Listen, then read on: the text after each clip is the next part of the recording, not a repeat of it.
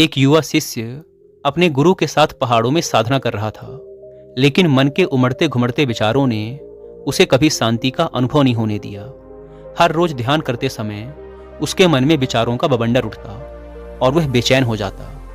आखिरकार एक दिन परेशान होकर वह गुरु के पास गया और बोला, हे गुरुदेव, मैं अपने मन को शांत नहीं कर पा रहा हूँ। जितना भी ध्यान करने की कोशिश करता हूँ उतने ही विचार मेरे मन में उमड़ते रहते हैं। कृपया मुझे मार्ग दिखाइए। उसकी आवाज में एक गहरी तड़प थी। गुरु ने मुस्कुराते हुए कहा, यह प्रश्न तो हर साधक के मन में आता है। अगर तुम सच में शांति पाना चाहते हो तो तुम्हें कुछ अनुभव करने होंगे। आओ, आज मैं तुम्हें एक स्थान पर ले चलता हूँ। गुरु उसे जंगल के एक कोने में स्थित एक पुरानी झील के पास ले गए। झील का पानी बिल्कुल शांत और पारदर्शी था, जिसमें आसमान का प्रतिबिंब साफ दिख रहा था।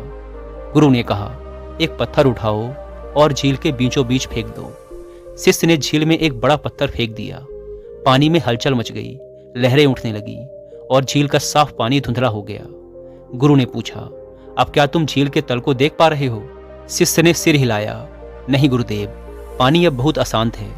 गुरु ने कहा, यही तुम्हारे मन की दशा है।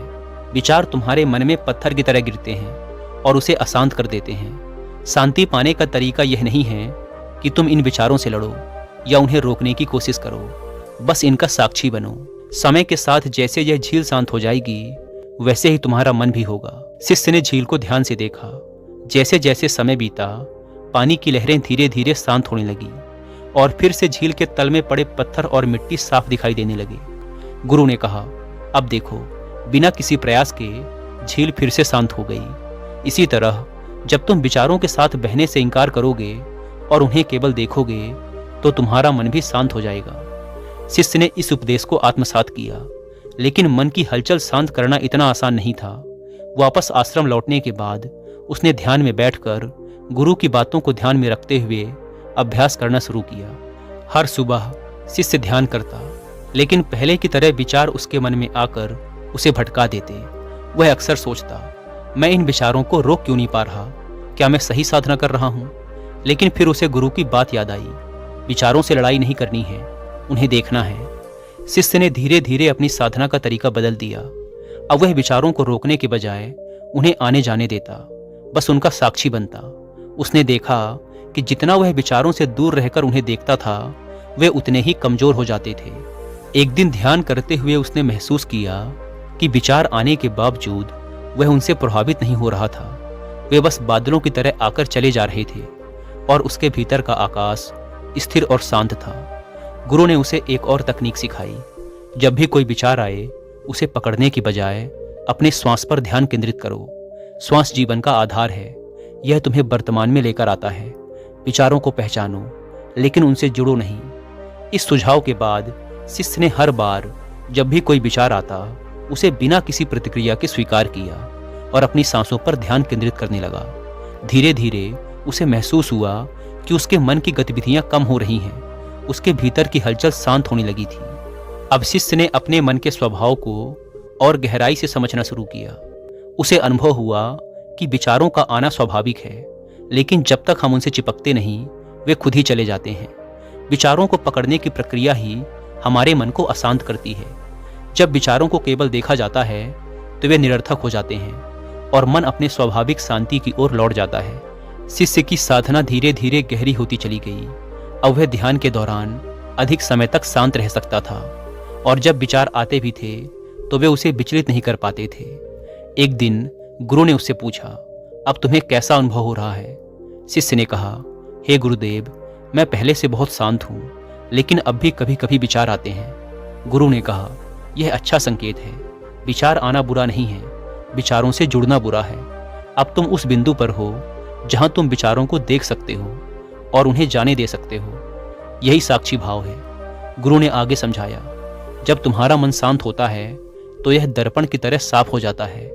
इस स्थिति में तुम अपने असली स्वभाव को देख सकते हो। शांति कोई बाहरी चीज नहीं है, यह तुम्हारे भीतर ही है, जैसे झील के नीचे की सतह हमेशा मौजूद होती है। शिष्य अब समझ चुका था कि शांति पाने के लिए बाहर की दुनिया को नियंत्रित करने की जरूरत नहीं है।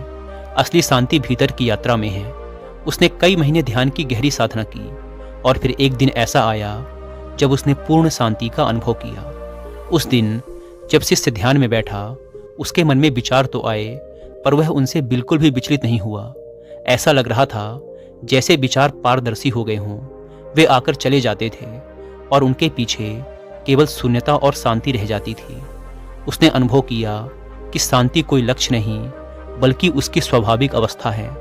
इस अनुभव के बाद शिष्य के भीतर की अशांति हमेशा के लिए समाप्त हो गई थी। शिष्य ने गुरु के पास जाकर कहा, गुरुदेव, अब मैं समझ गया हूँ कि असली शांति कहाँ है। मैंने बहुत प्रयास किया, लेकिन अंत में मुझे महसूस हुआ कि शांति तो पहले से ही मेरे भीतर थी। मैंने उसे बाहर खोजने की कोशिश की, जबकि वह हमेशा मेरे साथ थी।